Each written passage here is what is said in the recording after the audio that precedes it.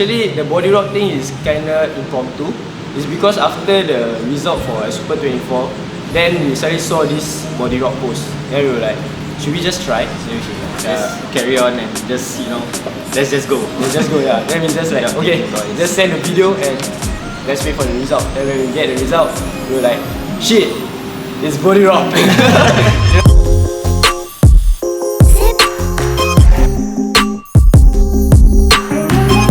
We submitted our video. We were thinking, oh dear, it's like international participation and it's in the Philippines, and you know our Philippine neighbours are like really amazing. We really didn't even think that we will get through. But when we received the email, I cried and I immediately sent it to some of my senior dancers in the team, and I was like, oh my god, we need to tell the team this. We were very happy because we managed to get the support of a lot of parents, and we managed to build a team of 30 dancers to bring this time round, as compared to last year when we went to Indo and LA. We only managed to bring 15 of them. This time we literally almost managed to bring the entire batch of like 2019, and we were really happy that you know, parents saw that the trip was possible overseas. With that, everything was going smoothly all the way until the virus hit us lah. The virus hit Singapore and the world. Because of like this kind of like virus thing, and the parents are really concerned, and I think some of the members were also a little bit concerned. And like for once, we have a really valid reason for some people to not want to go. For this competition, we got 17 dancers. Our dancers are actually working adults, and some of us also serving their NS.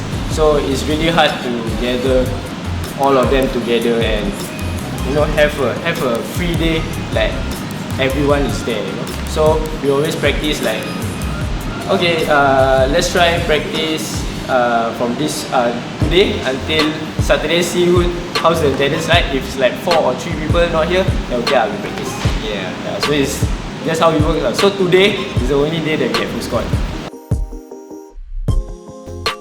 Like one thing that I am kind of thankful for, yes, it's a big tragedy, and I think this entire virus situation really kind of brings out real character in people.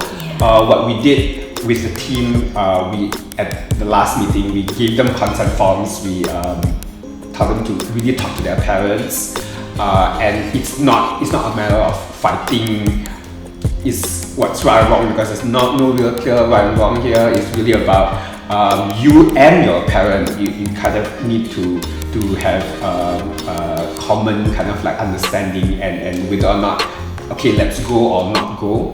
So what happened, although it was a very tough kind of like talk and sit down, but after that, like every single person, every single dancer needed to really ask themselves and communicate with their parent, which is kind of like what we really hope for, to what's their stand and what they want. And I think at that process, each and every one of them really grew like a lot. Because we've been watching body rock videos in YouTube and stuff like that, then suddenly like we are actually competing this competition. So it's really a big dream for us lah. It's our first time representing Singapore from overseas, and yeah, I think it's what we want lah. I think what all the dancers in Singapore wants, to just represent Singapore and rap hard, because our country is just, you know, really small. So if we can really represent Singapore hard, I think it's really a big win for us really lah. Personally, for me, I do feel nervous. Like I'm scared about the competition, about the lineups and all. But I think like everyone is there to give their best. So let's not we don't focus on like what will they bring to the table, but we just focus on our plate and just serve well. I think the difficulty for us is with teaching a bunch of teenagers and exposing them to such rare opportunities. they really don't know whether they will have a future in dance. They don't. They are not like us at 30 plus years old, and we are like so sure this is our career path and we'll do anything it takes and everything is worth the risk. But at their age, when they're still, they still have to answer to their family and they still have to think about what's next for them in life. They're so unsure. So to them, they have no idea what kind of risks are actually worth it to them yet, and they have no idea whether they will have another chance at any overseas competition again. So to some of them, we have boys that are going to the army, so for the next 2 years for sure they won't have that chance. We have some poly students who are finishing their final year and they are going to work and they feel like, oh dear, like I may never get that chance again.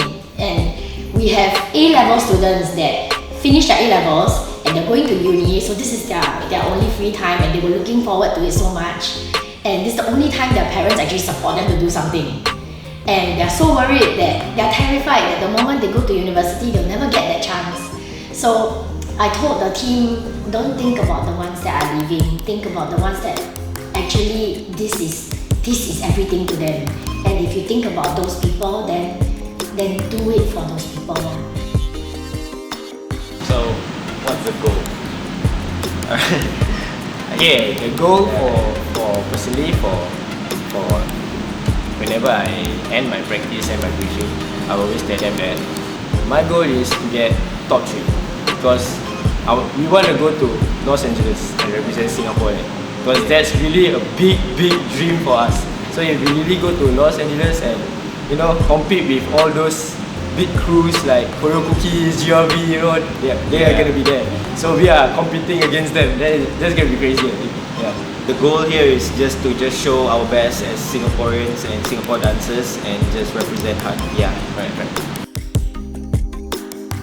With every competition, we never really have any expectations. I think the hope to really just get the audience to understand our story is number 1 for us. Spread the word. Yeah. I think the most important thing why we do this is first and foremost is for the team and like how if you work hard for something that you're passionate about and you do it right, you can go places, you can go far, and most importantly, you can touch lives.